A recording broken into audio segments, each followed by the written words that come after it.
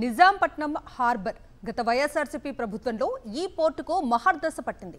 మత్స్యకారుల జీవితాల్లో వెలుగులు నింపింది. ఇప్పుడు కూటమి ప్రభుత్వం రాకతో చంద్రగ్రహణం పట్టింది. గత ప్రభుత్వంలో జెట్ స్పీడ్కు దూసుకెళ్లిన జెట్టి నిర్మాణ పనులు ఇప్పుడు నిలిచిపోయాయి. సముద్ర తీర ప్రాంతాలను అభివృద్ధి చేసి మత్స్యకారులకు జీవనోపాధి మెరుగుపరచాలన్న ఆశయానికి కూటమి సర్కార్ తూట్లు పొడుస్తోంది. నిజాంపట్నం హార్బర్ బాపట్ల జిల్లా రేపల్లె నియోజకవర్గంలో ఉంది. అత్యంత ప్రాచీనమైన హార్బర్ ఇది. 100 ఏళ్ల క్రితం డచ్ వారు ఈ నిజాంపట్నం హార్బర్ నుంచి వ్యాపారం చేసేవారు. దేశానికి స్వాతంత్ర్యం వచ్చిన తర్వాత ఎన్నో ప్రభుత్వాలు వచ్చాయి, పోయాయి. కానీ నిజాంపట్నం హార్బర్ను మాత్రం పట్టించుకోలేదు. తుఫాన్లు వచ్చినప్పుడు ప్రమాద హెచ్చరికలు చేసేందుకు రేవు నౌకాశ్రయ కార్యాలయంతో పాటు లైట్ హౌస్, షెడ్ తప్ప నిజాంపట్నం హార్బర్లో మరేదీ లేదు. నిజాంపట్నం హార్బర్ ఎన్నో ఏళ్లుగా కొనసాగుతున్న పేరు గొప్ప ఊరు దెబ్బ అనే సామెతలాగానే నడుస్తూ ఉండేది. 12,000 మందికి పైగా మత్స్యకారులు ఈ హార్బర్ నుంచే సముద్రంలో చేపల వేట కొనసాగిస్తారు. పరోక్షంగా మరో 10,000 మంది నిజాంపట్నం హార్బర్ పై ఆధారపడి జీవనం కొనసాగిస్తున్నారు. సముద్రంలో వేటకు వెళ్లి ఒకేసారి 30-40 బోట్లు తిరిగి వస్తే హార్బర్లో నిలిపేందుకు కనీసం జెట్టి కూడా లేని పరిస్థితి. సముద్రంలో పోటు వచ్చిన సమయంలో అయితే లంగరు వేసి నిలిపిన బోట్లు దెబ్బతిన్న సంఘటనలు కూడా ఉన్నాయి. కొన్ని సందర్భాల్లో బోట్లు ఢీకొని అగ్ని ప్రమాదాలు జరిగిన ఘటనలు కూడా ఉన్నాయి. 2014-19లో చంద్రబాబు అధికారంలో ఉన్నప్పుడు కనీసం బోట్లు హార్బర్ వరకు రావడానికి కూడా మత్స్యకారులు చాలా ఇబ్బందులు పడ్డారు. హార్బర్కు వచ్చే సీమౌత్ ఇసుక మేటలు వేసి పూడిపోయింది. దీంతో పడవలు అడుగు భాగంలో ఇసుక మేటలు తగిలి ఇంజన్లు పాడైపోయేవి. ఎన్నోసార్లు మత్స్యకారులు ఇసుక మేటలు తొలగించాలని ఆందోళన చేసినా అప్పటి చంద్రబాబు ప్రభుత్వం పట్టించుకోలేదు. వైఎస్ జగన్మోహన్ రెడ్డి అధికారంలోకి వచ్చాక కోస్టల్ కారిడార్ పై ప్రత్యేక దృష్టి పెట్టారు. రాష్ట్ర వ్యాప్తంగా ఒకేసారి పోర్టులు, జెట్టీలకు శంకుస్థాపన చేశారు. అందులో భాగంగా నిజాంపట్నం హార్బర్ను 451 కోట్ల రూపాయలతో ఆధునీకరించేందుకు 2021 నవంబర్లో శంకుస్థాపన చేశారు. బోట్లు నిలుపుకునే జెట్టి నిర్మాణంతో పాటు చేపలు ఎండబెట్టుకోవడానికి డ్రైయార్డు, పడవలు మరమ్మతుల కేంద్రం, వలలు అల్లుకునే షెడ్, ఆరబెట్టుకునే షెడ్, మత్స్యకారులకు విశ్రాంతి భవనం, beach landing gear shed, ice factory, చేపలు నిల్వ చేసేందుకు కోల్డ్ స్టోరేజీ, డీజిల్ బంక్ ఏర్పాటు, ఇలా హార్బర్లో అన్ని మౌలిక సదుపాయాల కల్పనకు శ్రీకారం చుట్టారు వైఎస్ జగన్. సీమౌత్ వద్ద ఇసుక మేటలను డ్రెడ్జర్లతో తొలగించారు. అక్కడి నుంచి హార్బర్ వద్దకు బోట్లు వచ్చే మార్గాన్ని మరింత లోతుగా ఏర్పాటు చేశారు. దీంతో పాటుగా హార్బర్కు ఇరువైపులా జెట్టి నిర్మాణం చేయడానికి ఇసుకను తోడేశారు. దాదాపు 1600 బోట్లు నిలుపుకునేలా జెట్టీల నిర్మాణానికి వైఎస్ జగన్ శ్రీకారం చుట్టారు. సముద్రంలోకి బ్రేక్ వాటర్స్ ఏర్పాటు చేశారు. 1.5 కిలోమీటర్ల బ్రేక్ వాటర్ నిర్మాణం కూడా దాదాపు పూర్తిగా వచ్చింది. ఈస్ట్ వెస్ట్ కు సంబంధించిన బ్రేక్ వాటర్ 80% పనులు పూర్తయ్యాయి. దీంతో ఇప్పుడు బోట్లు నేరుగా జెట్టి వద్దకు వస్తున్నాయి. నిజాంపట్నం హార్బర్ వద్ద 100 ఎకరాల అటవీ భూమిని హార్బర్ విస్తరణ పనుల కోసం కేటాయించాలని కేంద్రానికి లేఖ రాసింది వైఎస్ జగన్ ప్రభుత్వమే. 100 ఎకరాల భూమికి బదులుగా పల్నాడు జిల్లా దుగ్గి మండలంలో 200 ఎకరాల బంజరు భూమిని అటవీ శాఖకు ఇచ్చేందుకు కూడా గత వైఎస్ఆర్సీపీ ప్రభుత్వం చర్యలు కూడా చేపట్టింది. వైఎస్ జగన్ పాలనలో నిజాంపట్నం హార్బర్ పనులు వేగంగా జరిగాయి. వాస్తవానికి నిజాంపట్నం హార్బర్ నుంచి ఏటా 300 కోట్లకు పైగా ఎగుమతులు జరుగుతూ ఉంటాయి. నిజాంపట్నం హార్బర్ పనులు పూర్తయితే ఈ ఎగుమతులు రెట్టింపు అవుతాయని అందరూ ఆశించారు. ఆ ఇంజిన్ల ప్రభావంతో కూడా ఈ యొక్క జెట్టీల్లో కొన్ని బోట్లు తగలబడటం జరిగింది గతంలో. దాన్ని దృష్టిలో పెట్టుకుని ఈ రాష్ట్ర ప్రభుత్వం విశాలమైనటువంటి జెట్టీలు నిర్మించాలని చెప్పేసి ఒక ముఖ్య ఉద్దేశంతో నాడు జగన్మోహన్ రెడ్డి గారు మరి ఆన్లైన్లో ఈ జెట్టీని ప్రారంభించడం జరిగింది. అందులో భాగంగా మరి సుమారు 50 నుంచి 60% ఇక్కడ జరుగుతున్నటువంటి పనులు పూర్తి చేయటం, తదుపరి మరి ప్రభుత్వాలు మారటం వలన ఈనాటి ఈ ప్రభుత్వం నెమ్మకి నీరెత్తినట్టుగా ఈ ప్రభుత్వం పూర్తిగా దీన్ని పక్కగా నెట్టేటి మరి ఈ కార్యక్రమాన్ని ఈ గ్రామాల్లో కానీ మరి ఈ నిజాంపట్నం పట్టణంలో కానీ ఈ హార్బర్ డెవలప్మెంట్లో కానీ ఎట్టి పరిస్థితుల్లో కూడా పట్టించుకున్న దాఖలాలు లేవు. సంవత్సర కాలం నుంచి మేము ఒకటే కోరుతున్నాం, ఈ ప్రాంతంలో ఉన్న మత్స్యకారులు చక్కగా జీవనం సాగించాలన్నా, ఇక్కడ వీళ్ళ బ్రతుకుల్లో వెలుగులు నింపాలన్నా ఈ నిజాంపట్నం హార్బర్ అభివృద్ధి చేస్తే వారి యొక్క పేరు చిరస్థాయిగా నిలిచిపోద్దని చెప్పేసి కోరుకుంటున్నాం. 450 కోట్ల ప్రాజెక్ట్ వచ్చింది. తర్వాత ప్రజెంట్ అయితే ఆగిపోయి ఉంది. ఈ రిటర్నింగ్ వాల్ ఏదో ఉందో మౌత్ వాల్ సంబంధించి అది ఇంకా పెండింగ్లో ఉంది. ఒక 300-400 మీటర్లు లెఫ్ట్ రైట్ కెనాల్లో పెండింగ్లో ఉందని చూస్తూ ఉన్నారు. దానికి సంబంధించి వాళ్ళు ఏం చూస్తూ ఉన్నారంటే బడ్జెట్ మాకు ఎక్స్టెన్షన్ పెంచాలని చూస్తూ ఉన్నారు. అది పెంచకపోవడం వల్ల ఇంత చేసింది కూడా ఉపయోగం లేకుండా ఉంది. ఎందుకంటే మళ్ళీ మెరగేస్తూ ఉంది సముద్రం. ఆ యొక్క మొగలో ఇప్పుడు మళ్ళీ మెరగవేసి అది ఇంకా ప్రాబ్లం క్రియేట్ అవుతూ ఉంది. ఇంకా దాని బడ్జెట్ కేటాయించి త్వరతగతిన దాన్ని పూర్తి చేయాలని కోరుతా ఉన్నాం. మత్స్యకార సమాజ వర్గానికి ఎక్కువ పెద్ద ఎత్తున మేలు చేయాలంటే గత ప్రభుత్వం లాగానే డీజిల్ సబ్సిడీ అనేది 6 రూపాయల నుంచి 9 రూపాయలు పెంచారు. అదేవిధంగా 15 రూపాయలు పెంచాలని కోరుతున్నాము. అనుకున్నది ఒకటైతే జరిగింది మరొకటి. కూటమి ప్రభుత్వం అధికారంలోకి వచ్చింది. అప్పటి నుంచి నిజాంపట్నం హార్బర్ పనులు నిలిచిపోయాయి. కూటమి ప్రభుత్వం వచ్చి ఏడాదిన్నర దాటినా హార్బర్లో చిన్న పని కూడా జరగలేదు. హార్బర్ పనుల్ని గాలి కుదిలేసిన కూటమి ప్రభుత్వ తీరుపై స్థానిక మత్స్యకారులు మండిపడుతున్నారు. తమ జీవితాల్లో వెలుగులు నింపడానికి వైఎస్ జగన్ హార్బర్లో జెట్టీల నిర్మాణం మొదలు పెడితే చంద్రబాబు ప్రభుత్వం వచ్చి దాన్ని నిలిపివేసిందని మత్స్యకారులు మండిపడుతున్నారు. జెట్టి నిర్మాణం పూర్తయితే వైఎస్ జగన్కు పేరు వస్తుందనే కారణంతోనే కూటమి ప్రభుత్వం కుట్రలో పండిందని ఆరోపిస్తున్నారు. మేము సరుకు దించుకోవాలన్నా ఏదైనా పని చేసుకోవాలన్నా 2-3 బోట్లు వెనకాల నుంచి బోట్ల మీద దాటుకుంటూ రావాలి. ఏటా 10 రోజులు సంవత్సరంలో ఏటాడతాం. 10 రోజుల సరుకు ఇక్కడ పొద్దున్నే వచ్చి 11-12 గంటలకల్లా అమ్మేసేయాలి. బోట్లు ఎక్కువగా ఉన్నాయి అనుకో, ఉదాహరణ వెనకాల ఒకటి ఉదాహరణ 3 వరుసలు దాకా ఉంటాయి. 3 వరుసల నుంచి దాటుకొచ్చి 12 గంటలకల్లా సరుకు అమ్మేసేయాలి. మాకు ఆ సదుపాయం ఏడుందో లేదు. అదంతా క్లియర్ అయితే శుభ్రంగా అటు కూడా సైడ్ పెట్టుకోవడానికి బాగుంటుంది.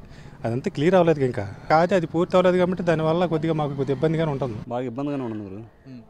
జగన్మోహన్ రెడ్డి గారు ఉన్నప్పుడు కొంచెం ఇబ్బంది లేకుండా చేశారు. కొంచెం ఇంకా చేస్తే ఇంకా మెరిట్గా ఉంటుంది. ఏముంటే బోటు తగలడం అలాంటి ఇబ్బంది లేకుండా, పాటు లేకుండా ఎనీ టైం ఎప్పుడైనా వెళ్ళొచ్చు రావచ్చు. వర్కర్స్ ఇబ్బంది లేకుండా ఉంటుంది, ఓనర్స్ ఇబ్బంది లేకుండా ఉంటుంది.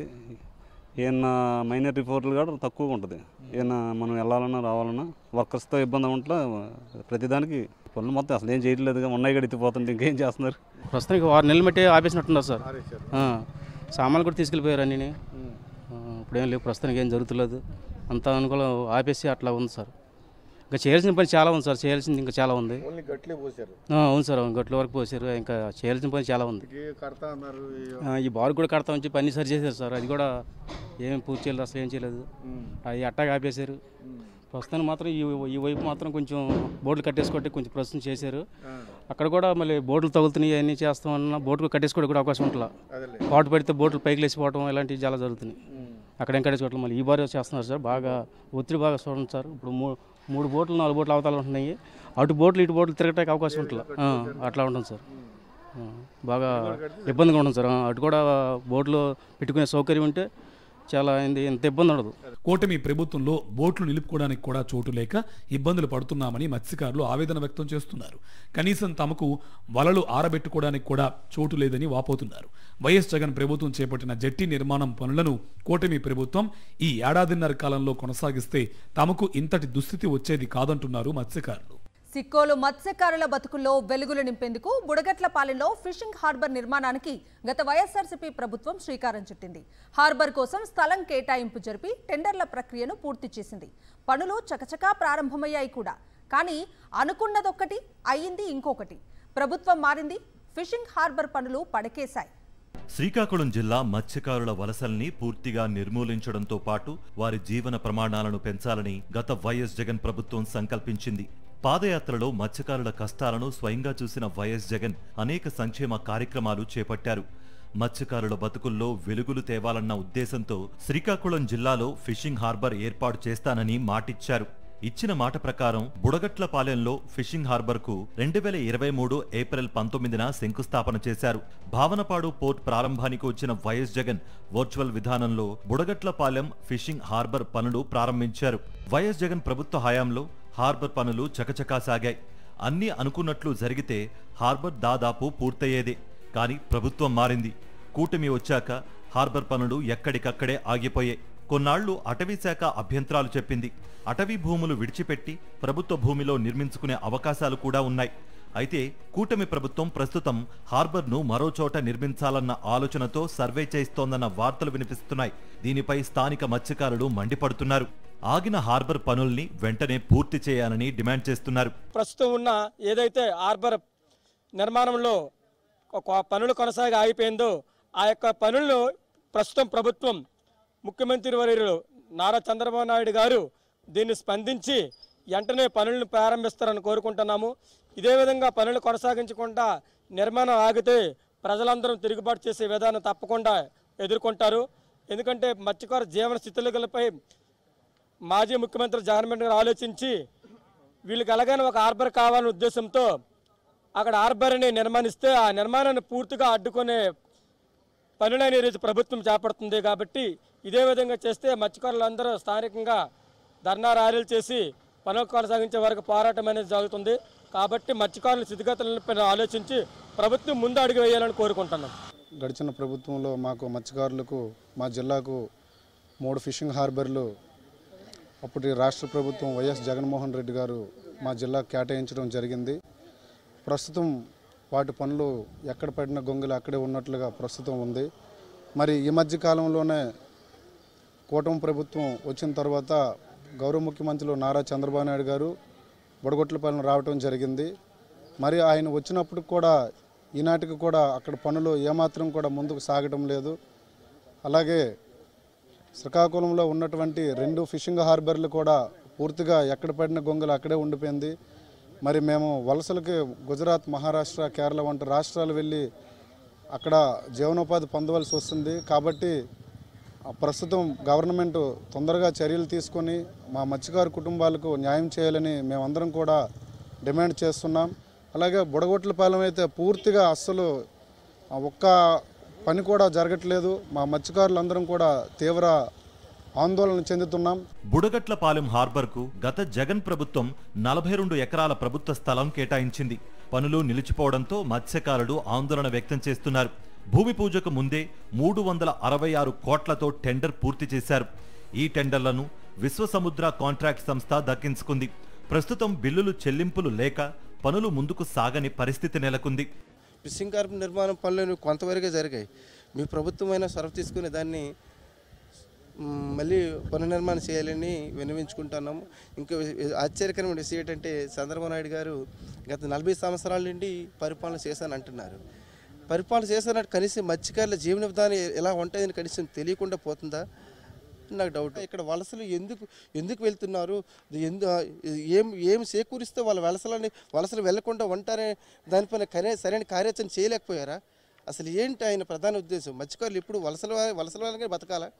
ప్రజెంట్ ఇచ్చినటువంటి ఆ ఫిషింగ్ హార్బర్ కూడా పనులు ఆఫ్ చేసి దాన్ని ఈ విధంగా వదిలివేయడం కూడా చాలా బాధాకరంగా ఉంటుంది. మా హార్బర్ మాకు ఎక్కడ ఉంటే ఎంతో మాకు ఆశ ఉన్నాం, ఎంతో బాగున్నాం, అన్నిటికీ మాకు సౌకర్యం బాగున్నాం. కానీ గవర్నమెంట్ ఆపింది ఎందుకు గురించి ఆపారు? అయిపోయింది ఆపడం కారణం ఏంటి? అది మాకు కావాలా? అదొకటి. మాకు హార్బర్ అనేది మాకు వచ్చిందంటే ఎంతో ఆశపడి జనాలు, మా పక్కన ఊళ్ళు కూడా జనాలు ఆశపడి ఉన్నారు. పక్కన ఉన్న వాళ్ళకి దించే దగ్గరే 10 ఏళ్ళు ఉంటుంది. ఈ 10 ఏళ్ళు కూడా ఆశపడి ఉన్నారు. పలానా ఊరికి హార్బర్ అవుతుంది, అక్కడ బతికితే మందిరం వెళ్ళి ఆయన బతికితాడు ఆశపడి ఇంతడు కూడా గవర్నమెంట్ ఆపింది ఎందుకు? ఆపిన కారణమో మాకు తెలియలేదు. ఇంకా ఎందు గురించి చెప్పారో ఏమిటి అనేది మాకు తెలియలేదు. కానీ మేము వెనక బతకాలా, వెనక జీవించాలా, మా బతుకలేనక మా బతుకుతాక జనాలు వాళ్ళు కులాలు అయిపోయి దేశాలు సంచరించేస్తాను చెప్పారు. మాకు కావాలా ఫిషింగ్ హార్బర్ కావాలా, మాకు కావాలా. ఎంత మా తొందరగా అయితే అంత మంచిది మాకు. బుడగట్లపాలెం ఫిషింగ్ హార్బర్ పూర్తయితే మత్స్యకారుల జీవితాలే మారిపోయేవి. ఎచ్చర్ల, రణస్థలం మండలాల్లోని 10 గ్రామాల్లోని వేలాది మంది మత్స్యకారులకు ప్రత్యక్షంగా పరోక్షంగా ఉపాధి లభించేది. హార్బర్ పూర్తి కాకపోవడంతో ఇక్కడి మత్స్యకారులంతా ప్రస్తుతం గుజరాత్, తమిళనాడు, మహారాష్ట్రలకు వలస వెళ్లక తప్పడం లేదు.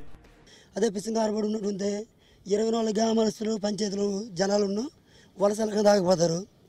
ఆగిపోయి ఇక్కడ హ్యాపీగా పిల్లలతో హ్యాపీగా బతుకుతారు. ఈ బతికే హార్బర్కు మరి ఎందుకు ఆపారు?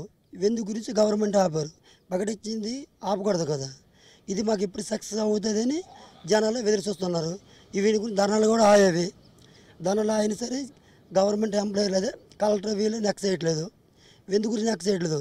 ఓట్లప్పుడు జనాలు కావాలా, అది ఓట్లు అయిపోయిన తర్వాత జనాలకు సైడ్ తోస్తారు. ఇది ఎక్కడ న్యాయము? ఇదే న్యాయం జరిగితే పెద్దలు ఏ గవర్నమెంట్కి తిరగబడడానికి రెడీ ఉన్నారు. మొత్తం మీద కూటమి ప్రభుత్వం హార్బర్లపై అనుసరిస్తున్న విధానం మత్స్యకారులకు శాపంగా మారింది. మత్స్యకార ప్రాంత ప్రగతికి గత ప్రభుత్వం కృషి చేస్తే ప్రస్తుత కూటమి ప్రభుత్వం రాజకీయ ప్రయోజనాలనే పరమావధిగా చేసుకోవడంపై సర్వత్రా విమర్శలు వ్యక్తమవుతున్నాయి.